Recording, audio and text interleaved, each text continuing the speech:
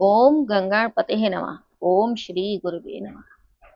आज से दुर्गा सप्तशती का चौथे अध्याय का पाठ सुनेगा। सर मंगल मंगली स्वे स्वार्षादिके शरण्य तिर्वेयम के गौरी नारायणी नमस्तुते।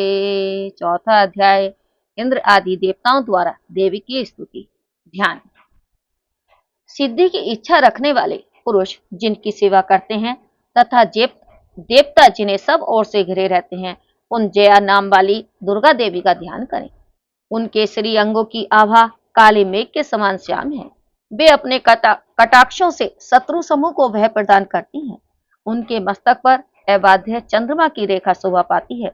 वे अपने हाथों में शंख, चक्र, कृपार और त्रिशूल धारण करती हैं। उनके 3 नेत्र हैं। वे सिंह के कंधे पर चढ़ी हुई हैं और अपने तेज से तीनों लोगों को परिपूर्ण कर रही हैं। बोलो अम्बे महारानी की जय। जयकारा शेरा वाली दा बोल साचे दरबार की जय। ऋषि कहते हैं, अत्यंत पराक्रमी दुरात्मा महिषासुर तथा उनकी दैत्य सेना के देवी के हाथ से मारे जाने पर इंद्र आदि देवता प्रणाम के लिए गर्दन तथा कंधे झुकाकर उन भगवती दुर्गा का उत्तम वचनों द्वारा स्तुति करने लगे। उस समय उनके सुंदर अंगों की अत्यंत हर्ष के कारण रोमांच हो आया था। देवता बोले, संपूर्ण देवताओं की शक्ति का समुदाय ही जिनका स्वरूप है तथा जिन देवी ने अपनी शक्ति से संपूर्ण जगत को व्याप्त कर रखा है, समस्त देवताओं और महर्षियों की पूजनिया उन जगदम्बा को हम भक्ति पूर्वक नमस्कार करते हैं। वे हम लोगों का कल्याण करें। जिनके अनुपम प्रभाव और बल का वर्णन करने में भगवान शेषनाग, ब्रह्मा जी तथा महादेव जी भी समर्थ नहीं हैं, वे भगवती चंडी का संपूर्ण जगत का पालन एवं अशुभ भय का नाश करने का विचार करें। जो पुण्य आत्माओं के घरों में स्वयं ही लक्ष्मी रूप से, पापियों के यहाँ दरिद्रता रूप से, अशुद्ध अंतःकरण वाले पुरुषों के हृदय में बुद्धि रूप से, सत्पुरुषों में श्रद्धा रूप से तथा कुलीन मनुष्यों में लज्जा रूप से निवास करती हैं, उन आप भगवती दुर्गा को हम नमस्कार करते हैं। हे देवी, आप संपूर्ण विश्व का पालन कीजिए। हे देवी, आपके इस अचिंत्य रूप का, असुरों का नाश करने वाले भारी पराक्रम का तथा समस्त देवताओं और दैत्यों के समक्ष युद्ध में प्रकट किए हुए आपके अद्भुत चरित्रों का हम किस प्रकार वर्णन करें। आप संपूर्ण जगत की उत्पत्ति में कारण हैं। आप में सत्वगुण, रजोगुण और तमोगुण, ये तीनों गुण मौजूद हैं, तो भी दोषों के साथ आपका संसर्ग नहीं जान पड़ता। भगवान विष्णु और महादेवी जी आदि देवता भी आपका पार नहीं पाते। आप ही सबका आश्रय हैं। यह समस्त जगत आपका अंशभूत है, क्योंकि आप सबकी आदिभूत अव्याकृता पराप्रकृति हैं। हे देवी, संपूर्ण यज्ञों में जिसके उच्चारण से सब देवता तृप्ति लाभ करते हैं, वह सुहा आप ही हैं। इसके अतिरिक्त आप पितरों की भी तृप्ति का कारण है, अतएव सब लोग आपको स्वधा भी कहते हैं। हे देवी, जो मोक्ष की प्राप्ति का साधन है, अचिंत्य महाव्रत स्वरूपा है, समस्त दोषों से रहित जितेंद्रिय तत्व को ही सार वस्तु मानने वाले तथा मोक्ष की अभिलाषा रखने वाले मुनिजन जिसका अभ्यास करते हैं, वे भगवती पराविद्या आप ही हैं। आप शब्द स्वरूपा हैं। अत्यंत निर्मल ऋग्वेद, यजुर्वेद तथा उद्गीत के मनोहर पदों के पाठ से युक्त सामवेद का भी आधार आप ही हैं। आप देवी त्रयी, तीनों वेद और भगवती 6 ऐश्वर्य से युक्त हैं। इस विश्व की उत्पत्ति एवं पालन के लिए आप ही वार्ता, खेती एवं आजीविका के रूप में प्रकट हुई हैं। आप संपूर्ण जगत की घोर पीड़ा का नाश करने वाली हैं।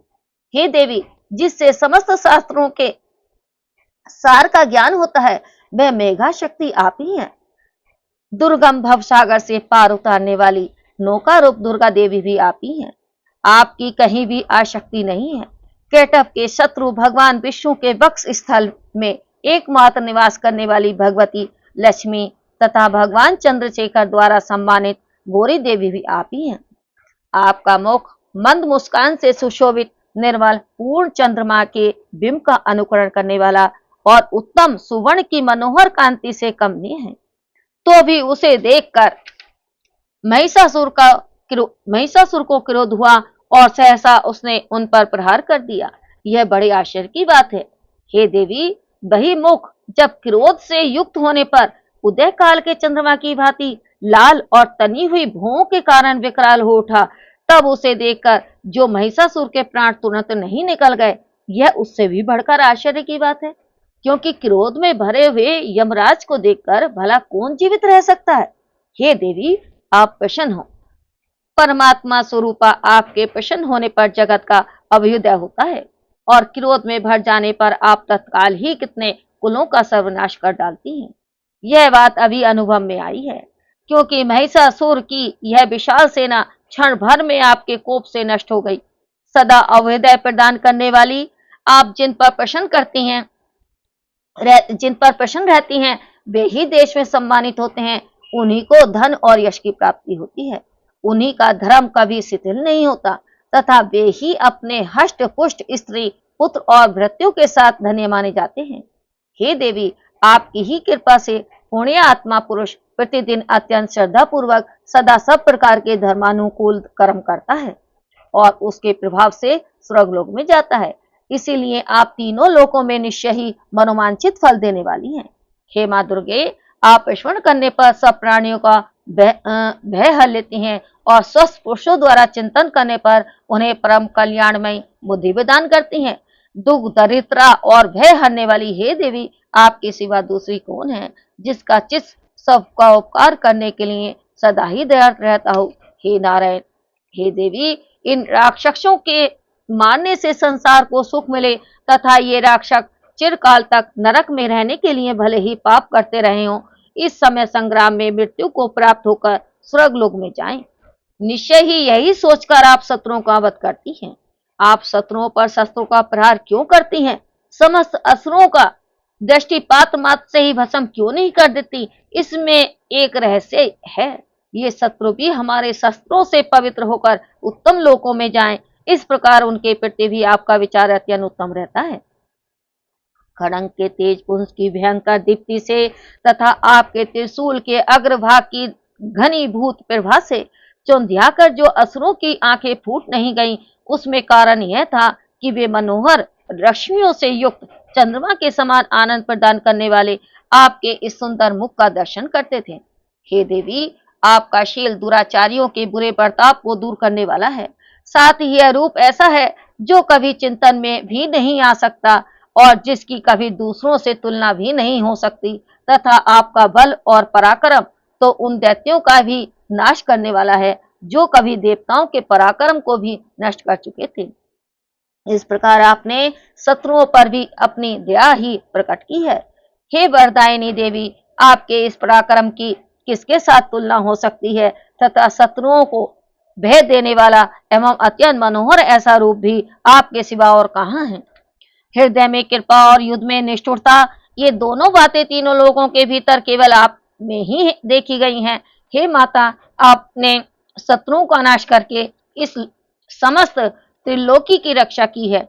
उन शत्रुओं को भी युद्ध भूमि में मारकर स्वर्गलोक में पहुंचाया है तथा उन्मत्त दैत्यों से प्राप्त होने वाले हम लोगों के भय को भी दूर कर दिया है। आपको हमारा नमस्कार है। हे देवी, आप शूल से हमारी रक्षा करें।